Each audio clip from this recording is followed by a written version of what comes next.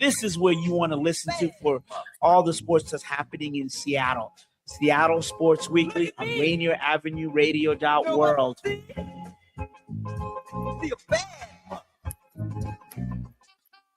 We are strong, we are resilient, and we will get through this together. But these are stressful times, and it's important to also practice good self-care. It's normal to feel overwhelmed, anxious, or afraid, but there is hope. Reach out to someone, connect with your friends, stay in touch with your community, and know that you are not alone. Greetings. This is your host, DJ Neftali, Rainier Avenue Radio.world, the best DJ in the Seattle area. You can catch me every Monday at 8 p.m. on YouTube. Like I said, this is DJ Neftali, the best reggae in Seattle, Washington, the best radio station, Rainier Avenue Radio.world. Come on, right? Totally bored? Mindlessly scrolling? Put down your phone and pick up a free youth transit pass. Youth 18 and younger ride for free. Go all the places. Do all the things. Escape the scroll at freeyouthtransitpass.com. Speak up, Seattle. We are Rainier Avenue Radio.world, the station that cares. Don't forget.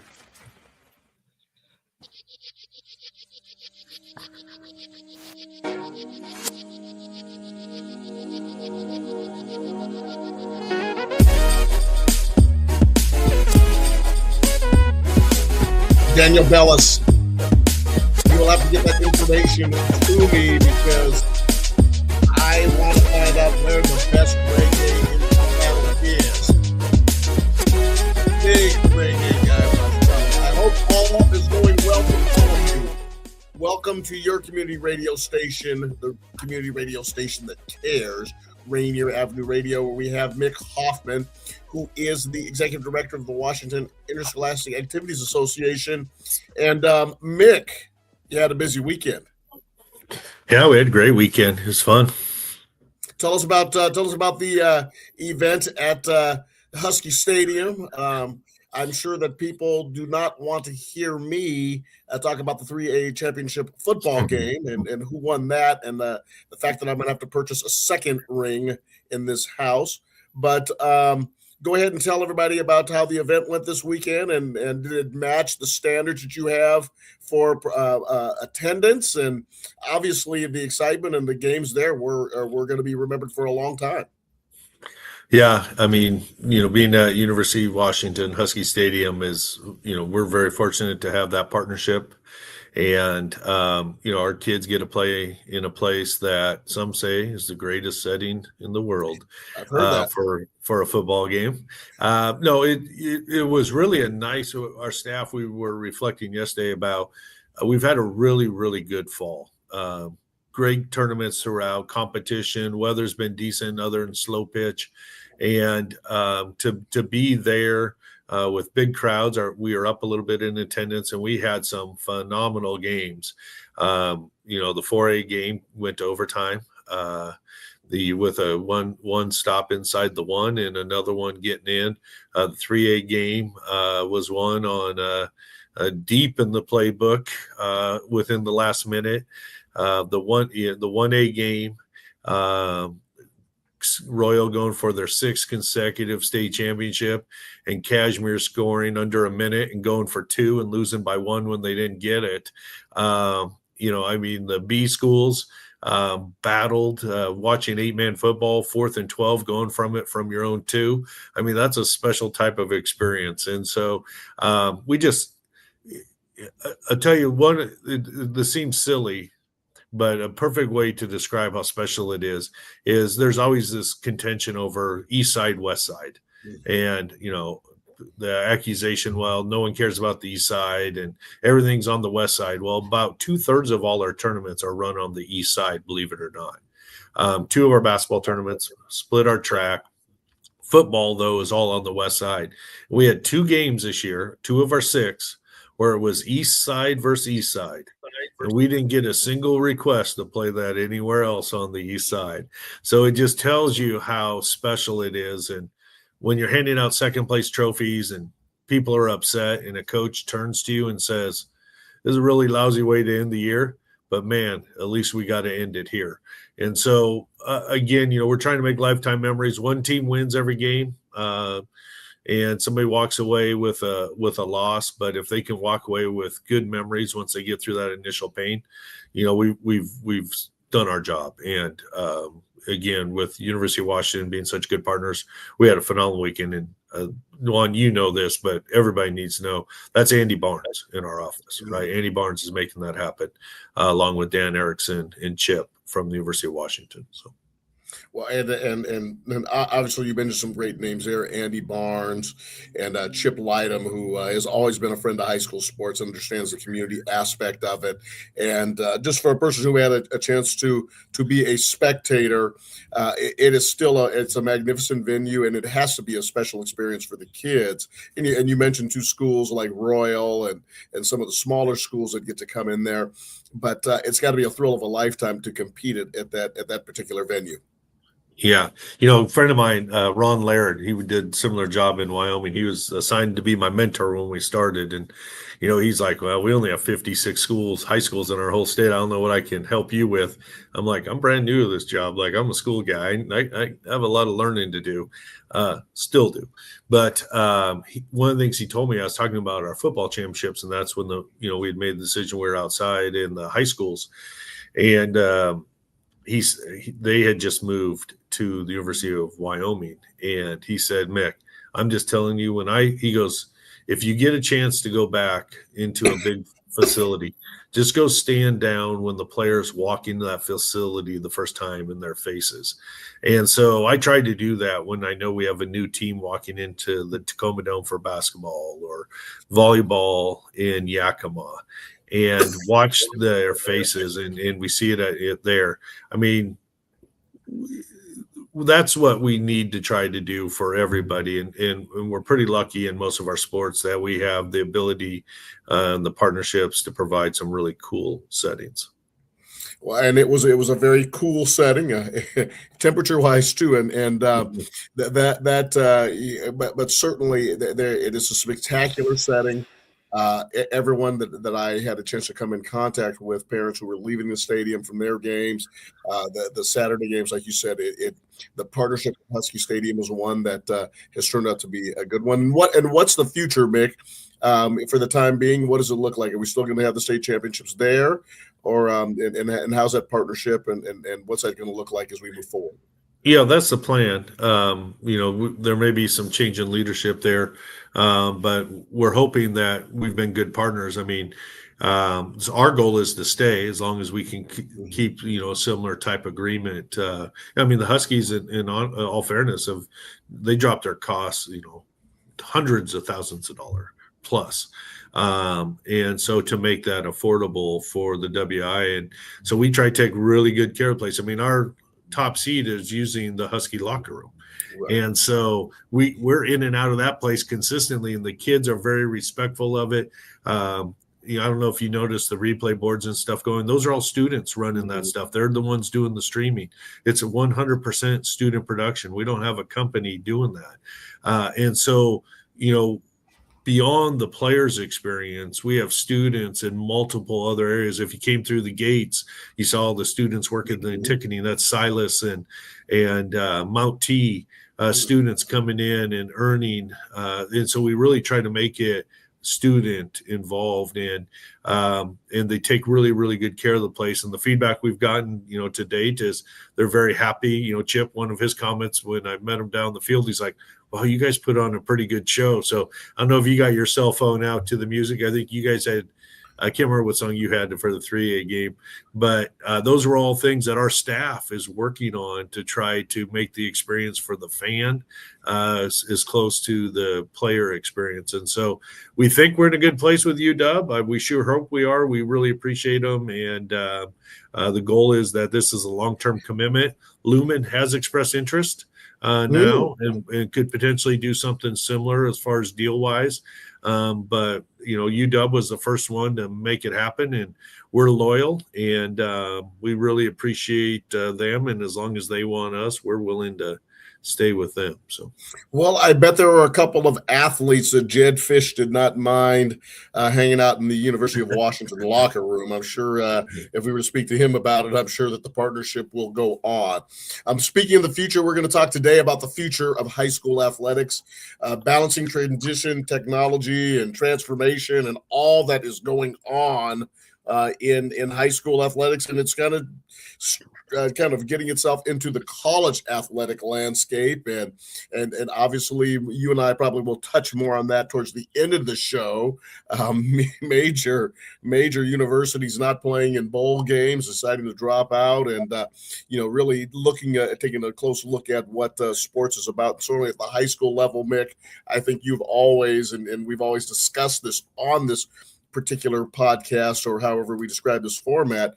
We believe that this is a great opportunity for our kids to have an opportunity to go out and showcase their talents, and for the communities to come together and celebrate. And hopefully the NCAA will bring a little bit more of that in some of the conversations they're having around football, and we'll see where that goes in their future. But today, setting the landscape, or setting the stage for the changing landscape, high school sports have always reflected the times. And I just love to hear from your perspective, what change do you see most reshaping the future of high school athletics from your purview in the state of Washington? Yeah, I think we're coming to a critical point where we're going to go one of two ways. One, we're going to continue to see schools struggle for general funding and have to start restricting access. Right. That's what we're trying to avoid at all costs. Ideally, what will happen is we'll continue to expand offerings to engage even more students. And I know we're going to talk about some esports and that, but I mean, even ultimate frisbee, robotics, chess. I mean, there's a lot of things that a lot of other states are offering that would be, really cool to offer here in Washington.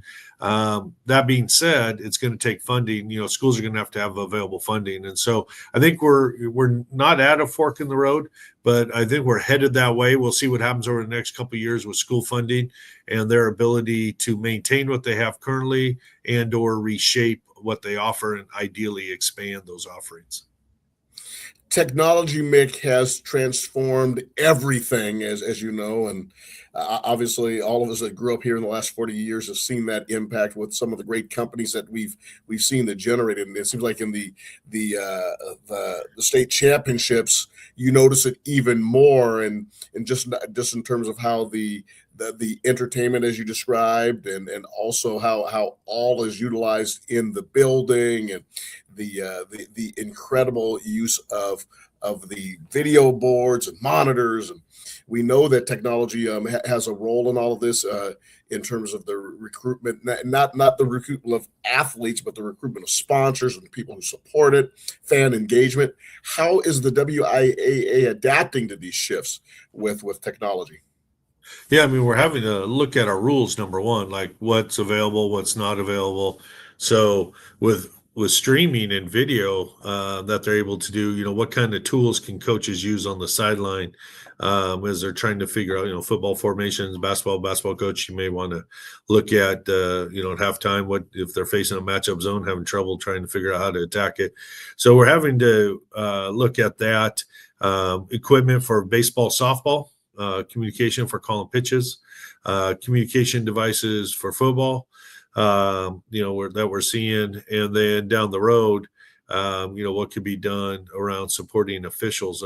One of the things we have out there right now is that pilot with 100 of those cameras that officials are able to wear to record audio and video, ideally to use as teaching tools for great work in de-escalation or what have you. So there's a lot going on with technology beyond all the stuff we're using for the administration. So we have through Final Form, so we're able to track all transfers now. And so we can see from school to school where they go, who receives, who sends. So that's new this year, evolving technology for us. You go on our website. I tell the story all the time. My first year, 7 years ago, I couldn't find a volleyball match on a Tuesday night driving across the state unless I knew that league's, secret website. And now I can get on our website. I can get on our app. So I think we've made our students, you can watch your son or daughter play on your phone now while you're traveling through streaming. So there's a lot of tools. Coaches sometimes don't like it. They feel like they get over scouted now. And so, like, do you make a rule that you can take that off on demand? So there's a lot. Technology is probably our biggest challenge right now, but it's also our biggest asset. Did you guys, and just and off schedule for just 1 second, Mick, did you guys come up with a way? It seemed like I heard there was one of the social media groups was upset with the WIAA, and obviously with the negotiations that you've had with the NFHS network, which, by the way, did an outstanding job of presenting the games. I thought that was another thing. I watched most of the Saturday games here in the comfort of my own home, kicked back with a fire going and my feet up. I got to see that remarkable overtime game on Saturday night, but that was all. The NFHS network was fantastic. I want to put a plug in for them.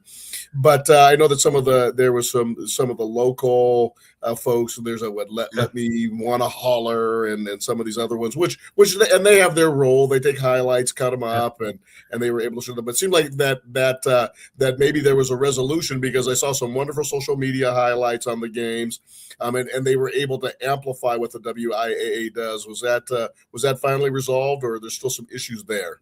I think it probably depends who you talk to. For us, there's really two pieces to this. One is streaming.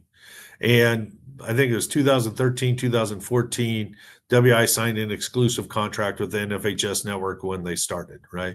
So state tournament games, and again, depending on which sport, when that starts in that bracket, are exclusive to the network. The network hires people to do the actual streaming. So people get paid to do the streaming. In a lot of cases, they don't make much. In the case of football, they paid Vancouver schools essentially to bring students. So the students were the company that did that production. Everything you saw on the NFHS network was being done by students, from cameras to the technology direction, the director, all that. They had their teachers there supervising them, right? Because we don't supervise kids as the WI, but so they do that. So streaming rights, and then others, Chris Egan can be there with his group. They can stream up to 2 minutes, from a game. The contract has all the typical rules in it. That's one thing. So the other one is media credentialing, and that's what was updated. Again, when you talk about what are challenges to the WIA, like how if I have a Twitter page and a camera or a phone in my media, so we had to define. So we have a young man in our office, Sean, who did a bunch of research from around the country, like how do people identify who that is, and we credential. We have over 100 people media credentialed in our state to be able to do this. If there are other people who do other services that schools want, anybody could be, a school could have them as their school media and have access. Or a credentialed outfit, media outlet could have other people come work for them. So even the people who are upset with us, they still have access. Just not under their own credentialing based on the system. And again, it's an evolving process. We just like this, we updated it. We'll continue to update to stay current with the times. Some people will, are going to disagree with that, but there are ways for people to either work with schools who want them there, doing their video for them or the other pieces. And then what we also work with is partners like Max Preps, who are working on being able to do video clips that a parent could get of their child only and upload that to their social media. So we're trying to find ways. People want to see themselves on social media. They want to see their pictures, their video. We want to make that available. We're trying to find a way to make sure it's organized. Keeping current with the times, continuing to keep current with the times, is one of the many things Mick Hoffman juggles as the executive director of the Washington Interscholastic Activities Association. But he does do one thing very well. He juggles every other Tuesday afternoon to come spend time with us to talk about these issues on your community radio station, Rainier Avenue World, on WIAA Primetime. And we just want to give you a couple of announcements here. Shop local this Christmas. Together We Thrive Holiday Market being held at the Columbia City Theater. Together We Thrive Holiday Market. That sounds like a marketing. I wonder who developed that marketing slogan, Daniel Bellis. That's going to be 11 a.m. to 5 p.m. at the historic Columbia City Theater.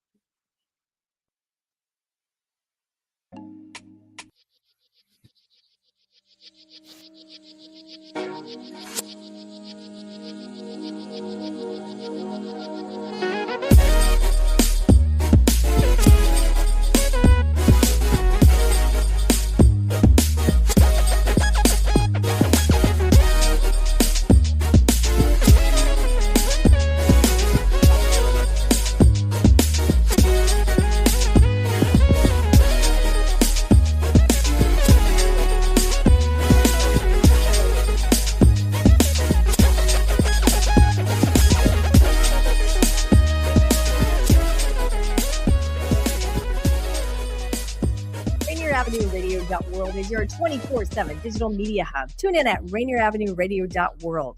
Also find us on Facebook, Twitter, and TuneIn apps. This holiday season, come celebrate community, culture, and creativity at Together We Thrive Holiday Market, Saturday, December 13th from 11 a.m. to 5 p.m. inside the historic Columbia City Theater. Step into a festive wonderland filled with local entrepreneurs, unique handcrafted gifts, and the true spirit of the holiday. This isn't just a market, it's a movement. Because when we build together, we thrive together. At the heart of the Together We Thrive Holiday Market is mission, strengthening our community, increasing awareness of Black home ownership opportunities, creating pathways to generational wealth, and showing that our collective success is our community's greatest strength. Rainier Avenue Radio is proud to partner with the Black Home Initiative and the Washington Home Ownership Resource, helping spread the word about real resources, real pathways to homeownership. Enjoy holiday music, community connection, and a day dedicated to supporting local entrepreneurs. So join us Saturday, December 13th, 11 a.m. to 5 p.m. at the Columbia City Theater. Together We Thrive Holiday Market. Shop local,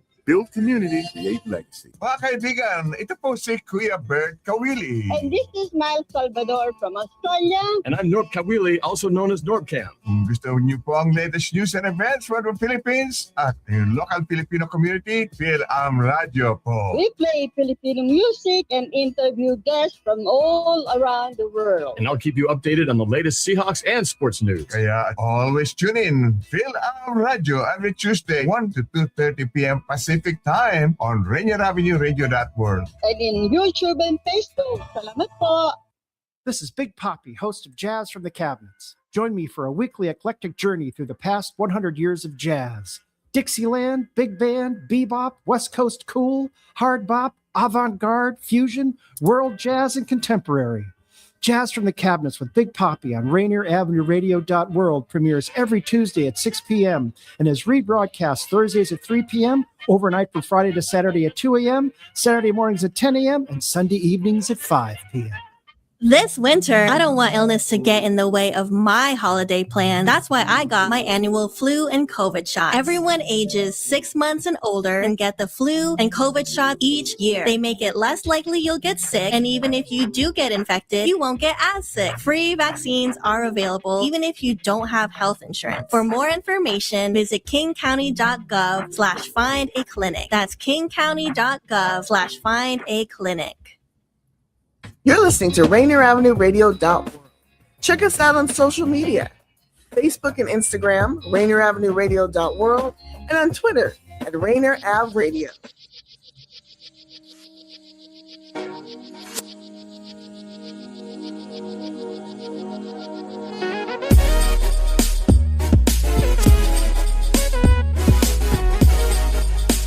Our apologies. We just had a slight technical difficulty, but it looks like Daniel Bellis has pulled us back together. So thank you, Daniel, and thanks for bearing with us a little bit. This is Juan Cotto, your personality and host on your community radio station, Rainier Avenue Radio.world. Today, WIAA Primetime with the executive director of the Washington Interscholastic Activities Association, Mick Hoffman, and we thank him so much for being here. Mick, the NIL, and obviously we've been hearing a lot about this over the last several weeks. Troy Aikman has thrown his hands up, says that the University of California, Los Angeles is getting no more NIL money from him. And obviously we're seeing some of the discussions around the investments that are being made there. Can you tell us how the NIL has changed the college sports? And obviously it has. And what is the influence that we're going to see here in regards to the NIL at the high school level, if any, with our athletes? Yeah, I mean, I think we're all seeing what's happening at the collegiate level. It's basically professional sports without any real guardrails like we see in pro sports with salary caps and timing and tampering and meddling and that. You look at who's in the college football playoffs this year. Nick Saban's he's really interesting here to speak on this when he does. Like one of the reasons he got out, he saw it coming. But Texas Tech jumping up. I mean, it's great to have those comeback stories, but if you're able to buy it, that's a little different. So our hope is that it doesn't get to that point in high school sports, and you can see how it easily could if for some reason the rules that are currently in place were voided. Students there's a limit to how much they can get for gifts now and transfers and what have you. But there's definitely the ability for those kinds of things to change, similar to what we saw in the NCAA. So as a strategy, we're trying to be as reasonable as possible while maintaining the integrity of amateur sports. Examples would be our NIL policy. Students are allowed to work, right? Now, what work that is and who's paying them for what, there are rules that come into that as far as if it's being done by coaches or to entice students to move schools. So you definitely see a collective type issue at the high school level down the road, potentially. In the interim, we're just going to really enjoy what's left of amateur sports. What guidance does the WIAA provide around NIL or brand partnerships? Or right now, can you say you allow kids to work, but if Juan's supermarket wanted to come in and give a group of kids at Cleveland some sort of a financial benefit, would that be allowed? And tell me how that would work. Yeah, as long as it's tied to some type of employment. The students also can't tie their NIL, their name, image, or likeness into the school. So it could be, part of Cleveland High School football player Juan Cotto. It would have to be Juan Cotto himself doing that. So can't be in uniform and can't be connected to the school. So that's where we're trying to keep some separation between that. So.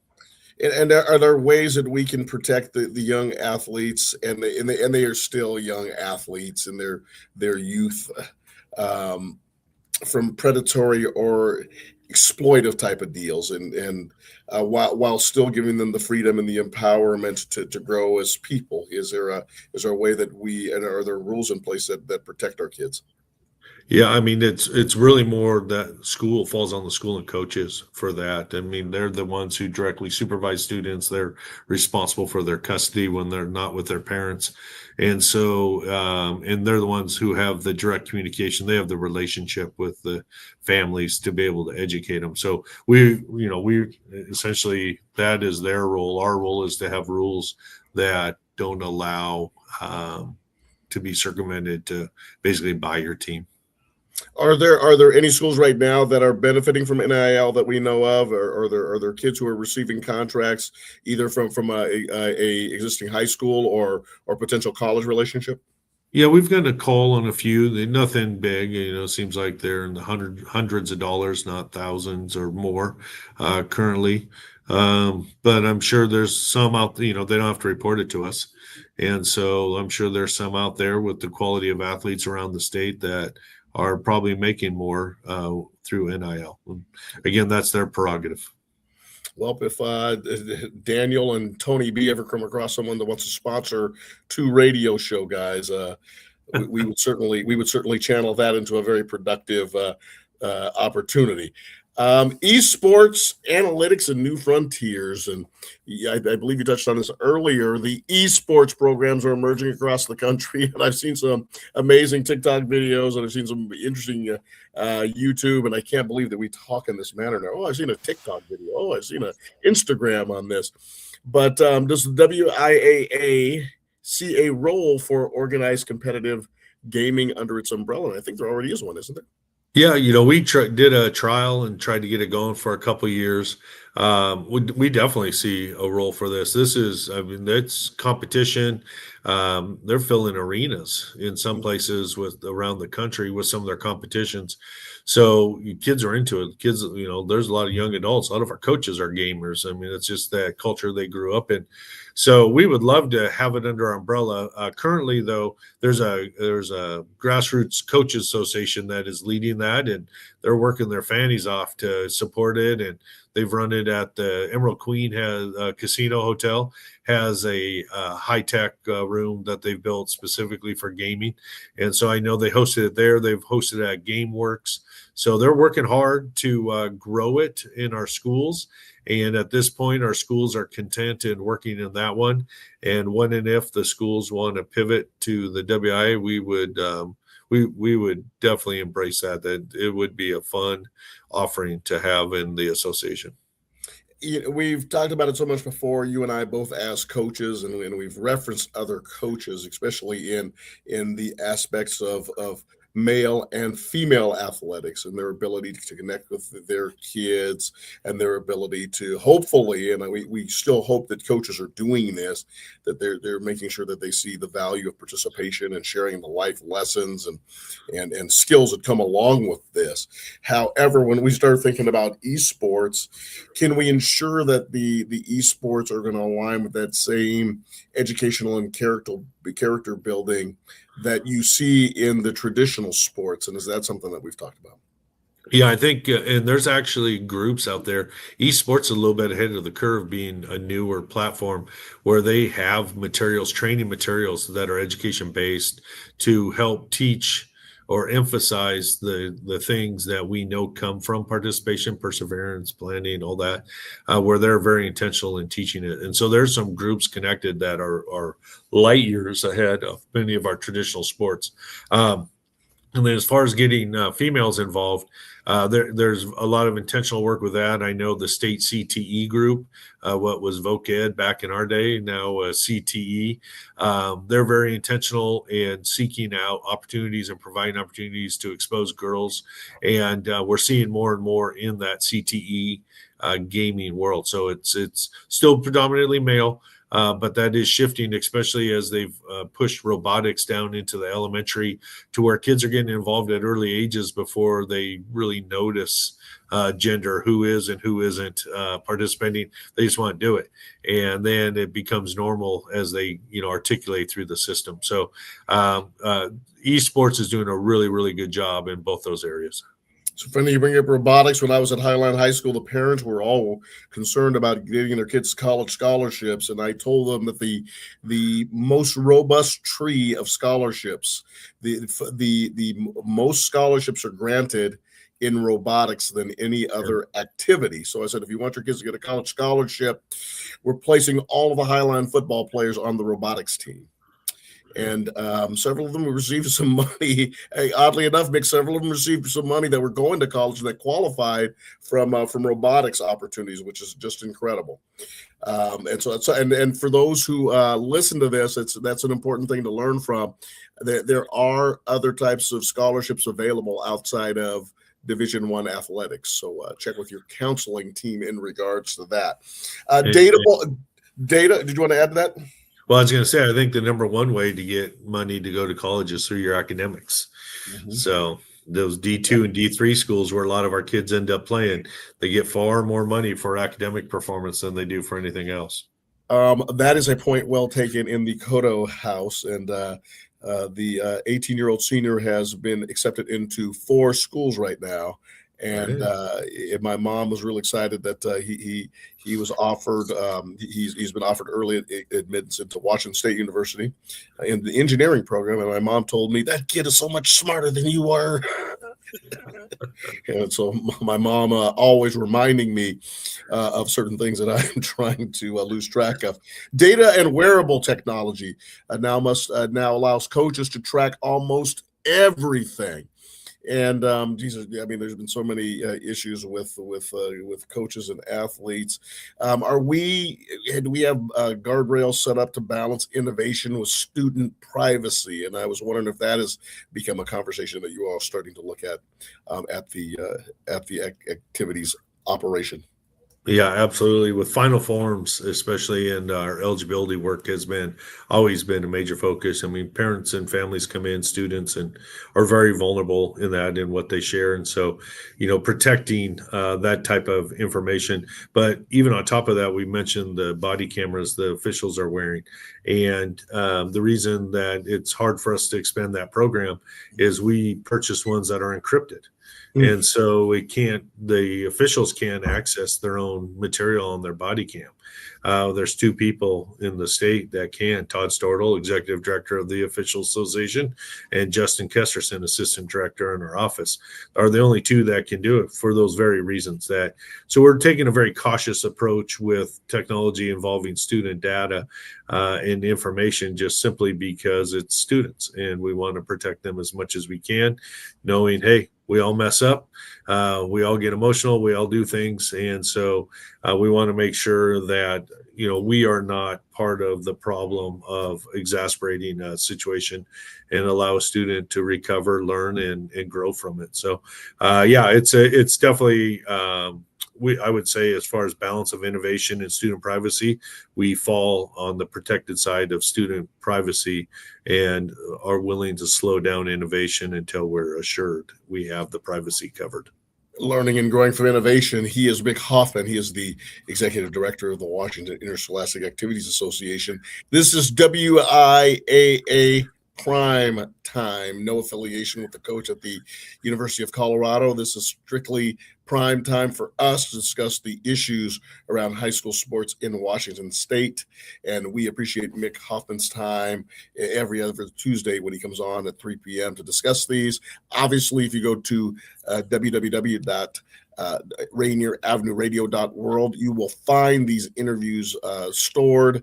You can also go to YouTube and other operation outlets, I should say social media outlets, and you will find these information. And sometimes we even send them out to make sure that people hear the opinions and the ideas that are coming out of the Washington Interscholastic Activities Association.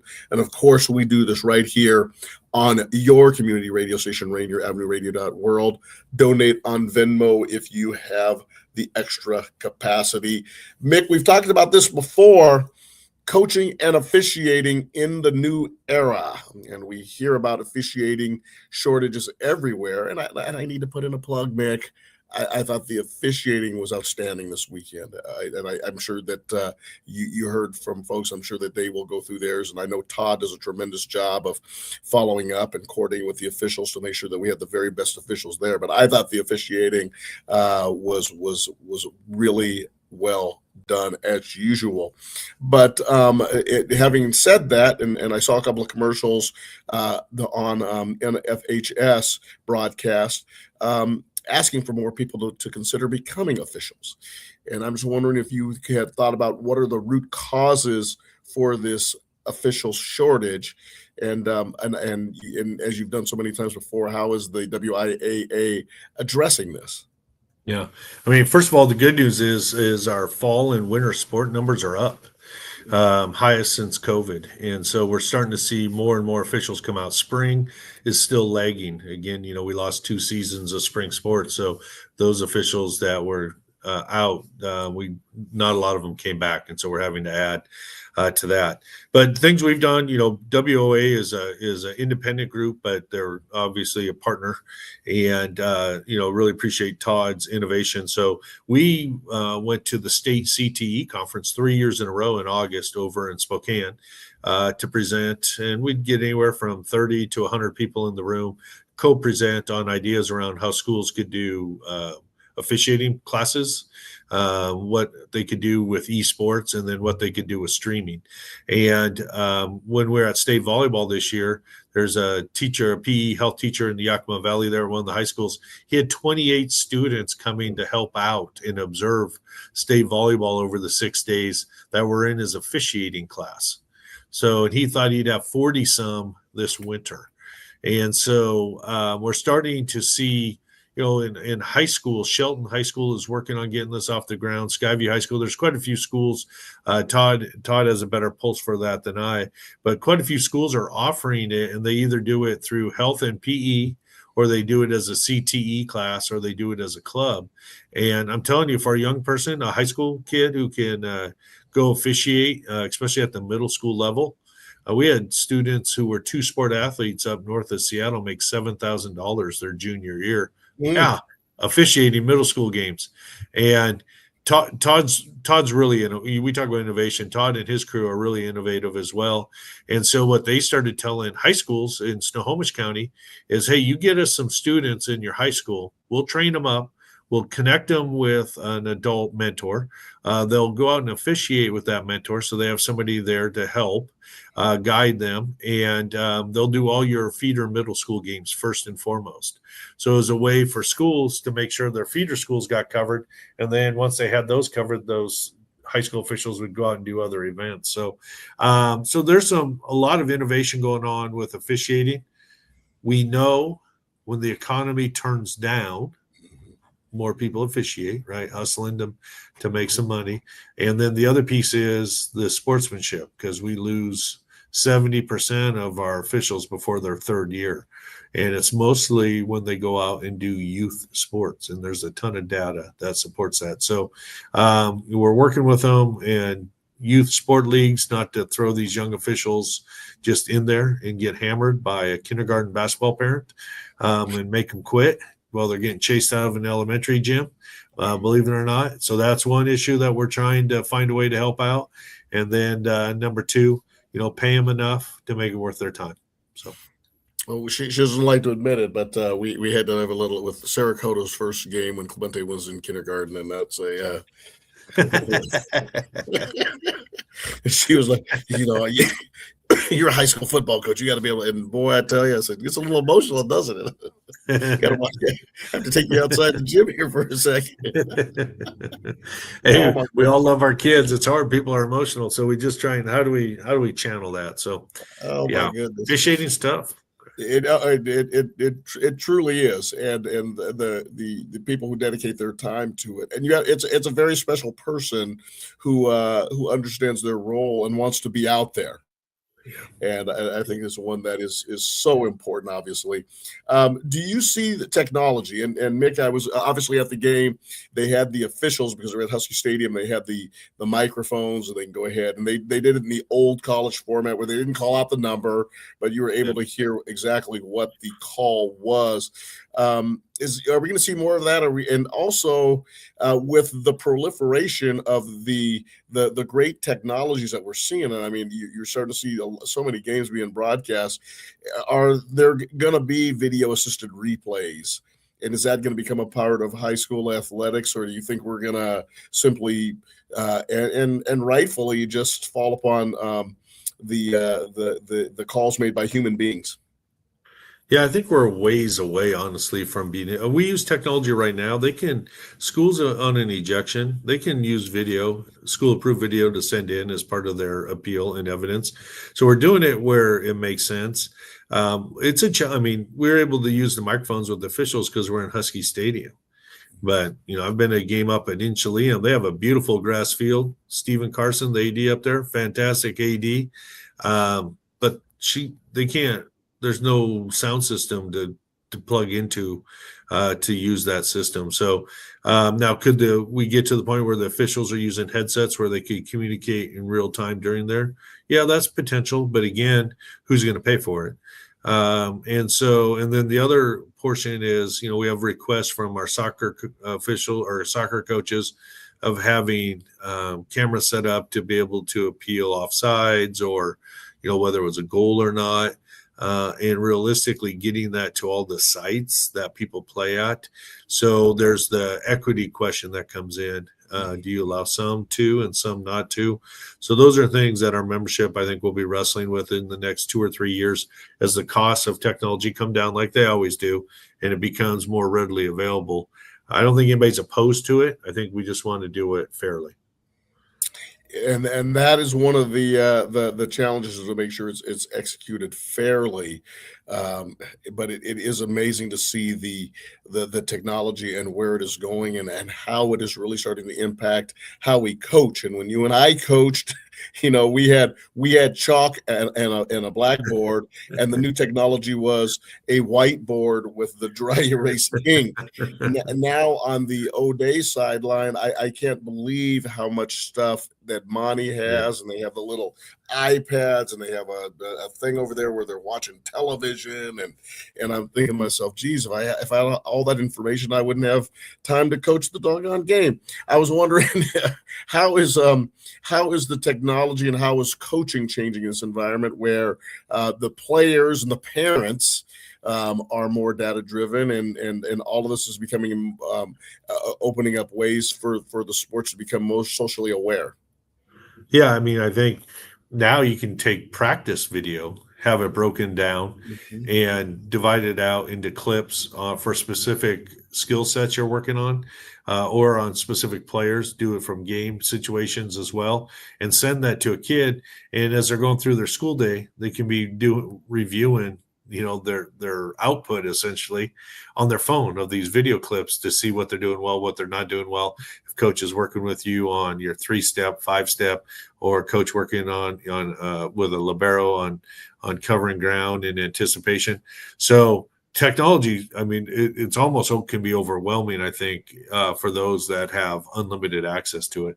So and that's part of what's going on. And then again, how much information is too much information for a 16-year-old or a 17-year-old. And so, our coaches and our kids are almost innate skills to this anymore. So we trust that they know how to find the balance and how to best utilize it. It was one thing I will add is that watching this year, my son is, I think most of us know who watched this regularly. Clemente had a broken ankle, and he finally made it back for the final 5 weeks of the season, and valiantly was able to participate and get himself healthy enough to even show up in a couple of games, which was really reassuring. And I saw how much work went into that. However, before he was able to get back, every Friday night he was running the end zone camera. And then of course, as Mick, as the season goes on, more and more kids are showing up with surgeries and fractures, and they're all helping out of the end zone with him. And he always, my son is a very forward thinker, has a variety of snacks with him, and you can see a lot of O'Day kids down in the end zone during those games, all wearing all of these hardwares and getting healed from surgery. So it was just very, very interesting to see this. I was going to ask one more question, but before we do that, I want to just remind everyone that they are watching WIAA Primetime on your community radio station, Rainier Avenue Radio.world. Mick Hoffman graciously comes every other Tuesday to join us with a conversation about what's going on in high school athletics throughout Washington State. We are in the middle of the holiday season, and of course, we want to remind you that you can come and shop local at this Christmas. Get your gifts on, get your gifts together. As Together We Thrive holiday market that's being held at the Columbia City Theater, which is, of course, 4916 Rainier Avenue South. And it gives a variety of different business owners an opportunity to share some of their wares and things you want to share with your family. And they get you over to Rainier Avenue Radio.world's headquarters, where we do so many different things in the community. So it's great to see him doing this, and we certainly want you to know about it. And please feel free to participate. Mick, you talked about it earlier, and I talked about it, I guess I touched on it with my son. About high school athletics. Oh, yes, there's this thing called academics. academics and being co-curricular and education meets athletics. With learning online, hybrid schedules, and new academic pressures, how do student athletes stay relevant in shaping, or how does student athletics stay relevant in shaping student identity? Yeah, I mean, hopefully they identify themselves as an individual outside of their sport or activity. And we are constantly having to review our eligibility rules to make sure that they're fair, right? The idea is our job is keep students connected to their education. That's what the purpose of education-based sports are. So how do we adjust to these, sophomores being able to take a running start now and some of these things? And so you'll see us continually tweaking what that is to be fair, not to make it harder, but to make it fair for all those different settings. And we're seeing a lot more alternative schools popping up within the public school systems and as private schools.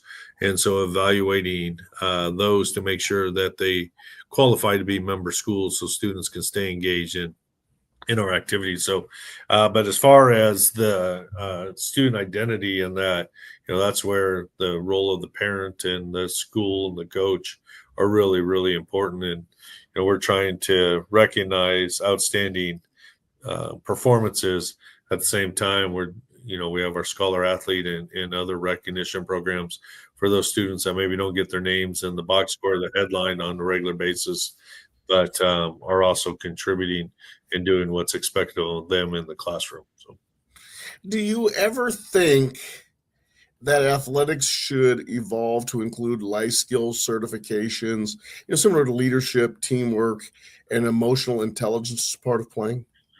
Yeah, I mean, I think it's definitely a byproduct of what happens naturally. And we have some coaches who teach it. I think really we start talking about a capacity issue. What is a coach able to do? And then when schools are trying to figure out, who to pay and how much to pay. So I think if we're continually working to provide opportunities for coaches to learn in those areas, whether it's Joe Ehrman's Inside Out with Jody Redmond training that's been going on for 3 years, the University of Washington classes we did with Susan Crown Exchange. So we're continually bringing opportunities, our own coaches education opportunity through Coaches School for coaches to understand the power and the ability that they have. And it's really, as we're hiring these younger and less experienced coaches, they need to get their feet underneath them to maintain their coaching position. And then over time, if we can create stability in a coaching position, they can grow into these other ones. So, if we were going to mandate it or make it part of the education, I think that might be a challenge for some coaches because they're in survival mode with their kids to start. But for veteran coaches, it's definitely an area to strive. Mick, looking at the conversation around, and you touched on a little bit with fairness in regards to equity and inclusion and some of these conversations that we've had for so many years, and now these conversations are really starting to change. But we realize that there are at different points in our community some widening gaps. There are some wealthier school districts, there's private schools, and sometimes the gap between well-funded suburban programs and under-resourced urban or rural programs. How can we utilize technology and can we use technology, and can we come up with a way to make sure that there's a balance between the haves and the have-nots? Yeah, I mean, that's one of the things we're continually reviewing and struggling with. But a couple examples are the streaming. We talk about streaming. Those Pixelot are automated cameras, and the network gives them to schools for free with the idea that they stream or simulcast on the NFHS network during the regular season. So they're providing that, and schools can generate revenue on that. So we're trying to find some ways to bring some cool tools to schools that are free or low cost and that they can generate revenue. Another one that has been piloted around the country, and we're trying to find a way to bring it here, is telehealth. So, finding athletic trainers, even in urban settings, is challenging. Trainers now, for the most part, aren't part-time. They're looking for full-time work. There's so much availability for a certified trainer in the private sector that's really difficult to get them to come do it part-time at a school. And so either the school has to find a way to provide full-time position for him or her, or be very fortunate and find a contractor. So, but through telehealth, you can partner at certain times with, and I know the Mayo Clinic in Minneapolis did this as a project with the NFHS, where a certain number of schools were assigned and they had doctors essentially on call. And if there was a student injury, either at a practice or game during that specified time, they would use the iPad to talk to the adult with the student and do some type of evaluation using technology.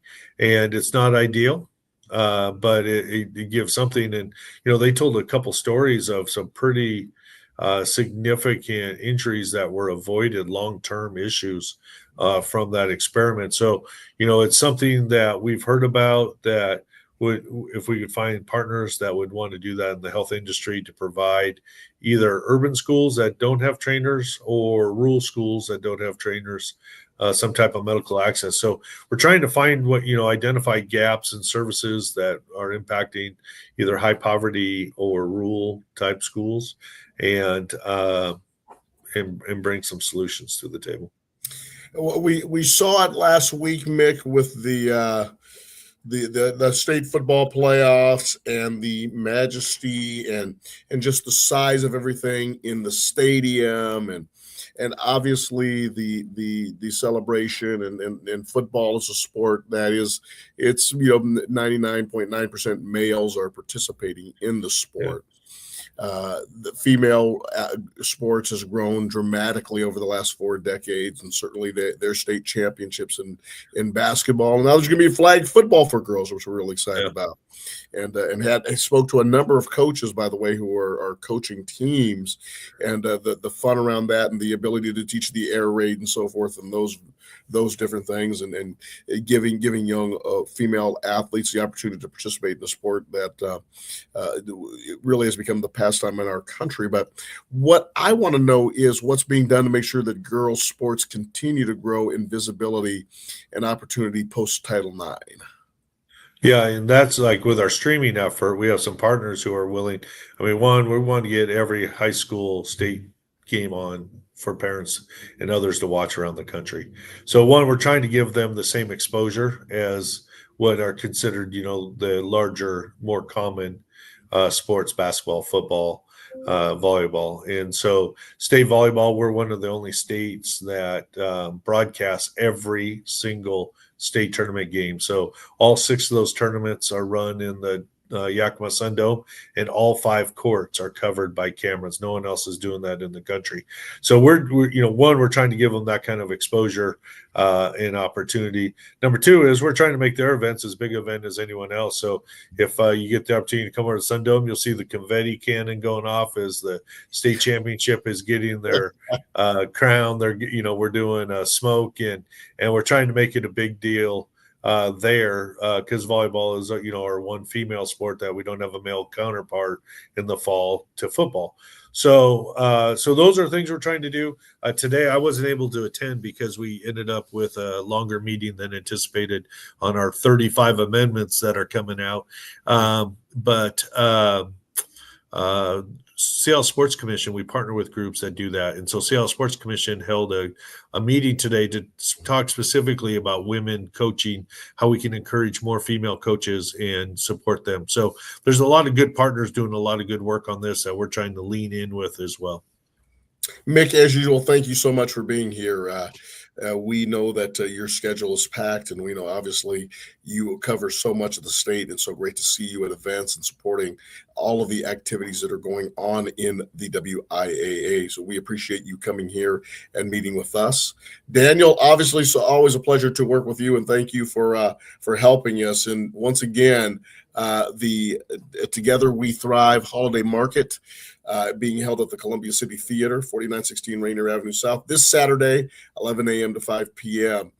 and come and hear from some great vendors and people here in the Southeast Seattle and Central Districts of Seattle. So for Mick Hoffman, Juan, Cotto saying thank you so much, and we will see you in just a couple of short weeks on your community radio station, Rainier Avenue Radio.world.